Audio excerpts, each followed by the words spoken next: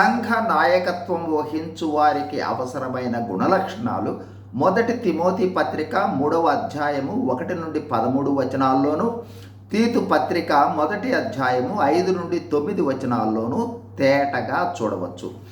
పేతురు భక్తుడు 1 పేతురు పత్రిక 5వ అధ్యాయము 1 నుండి 4 వచనాల్లో సంఘ నాయకులు పొందబోవు మహిమ కిరీటాన్ని తెలియచేస్తూ 4 ప్రాముఖ్యమైన విషయాలు కిరీటము పొందు వారికి అవసరమై ఉన్నవని తెలియచేస్తున్నారు.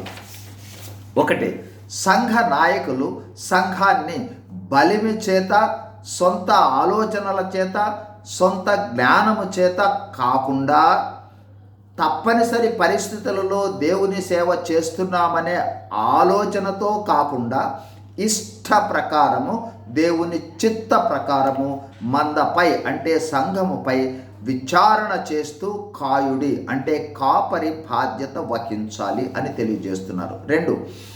దుర్లాభాపేక్షతో కాక అంటే ధనము సంపాదించుట ధ్యేయముగా కాకుండా సిద్ధ మనసుతో మందను కాయాలి అని తెలియచేస్తూ ఉన్నారు. 3.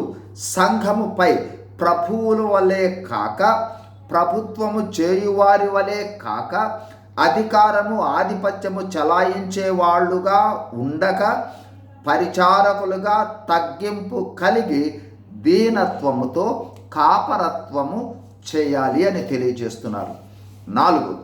సంఘమునకు బోధించు ప్రతి విషయంలో సంఘమునకు మాదిరికరంగా జీవిస్తూ సంఘ నాయకత్వము వహించాలి అని తెలియజేస్తున్నారు.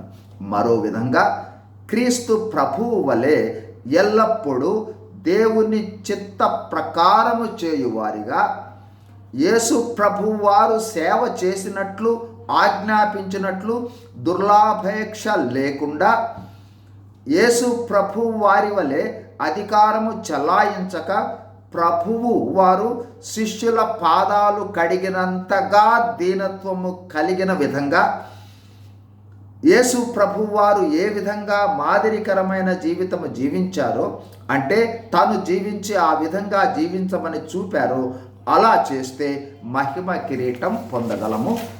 మనకు మాదిరి యేసు ప్రభువారే. God bless you. Thank you.